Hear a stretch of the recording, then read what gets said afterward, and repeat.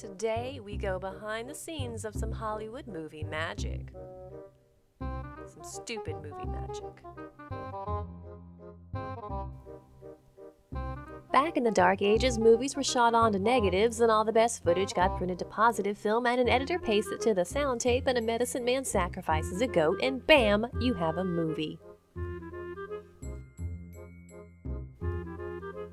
Now with everything being shot digitally, any old yahoo can put the whole thing on their computer and do whatever they want with sound, contrast, special effects, and color palette.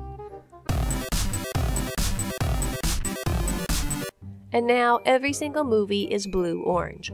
Seriously. Not kidding. The reason goes back to art class and a little bit of color theory. Flesh tones in the orange range go smashing with blue tones on the opposite of the color wheel, and ta-da, you can overlook any movie shit factor because now your brain thinks it looks good. Unless you've been living under a rock or on the moon or in World of Warcraft, or maybe in Utah. You've heard of the Underworld series because one of these seems to pop out every few years or so, not unlike the Duggar children and probably as unnecessary. It's like Kate Beckinsale's having a contest with Mila Jovovich on who can run their respective horror action franchises right into the ground first. Underworld Awakening, or as I call it, Blue Filter Booby Ninja, takes place 12 years after Underworld Evolution, where a latex heroine awakens from a cryogenic coma into a world where a war's been fought between the monkeys, the puppies, and the bat people to see who gets Douchebag of the Century award. Oh, the monkeys won. Because while werewolves have claws and teeth, we have guns. And while vampires have teeth and guns, we have more guns. Through a rigorous campaign of cultural sensitivity, or bullets, they've been more or less exterminated, except at a lab called Antigen, where our hero and another subject have been held captive for testing and experimentation.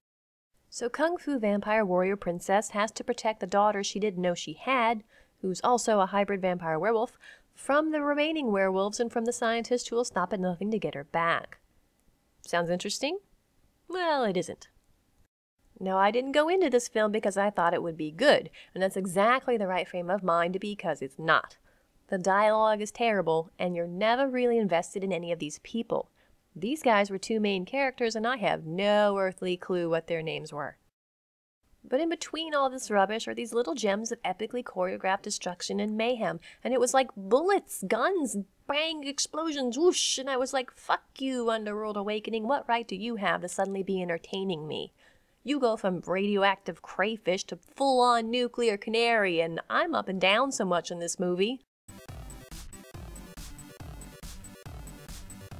So what can I say about it?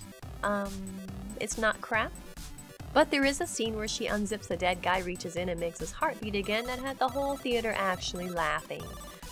Because it was so unrealistic. And so it looks like Kate Beckinsale is back in the lead. Oh shit.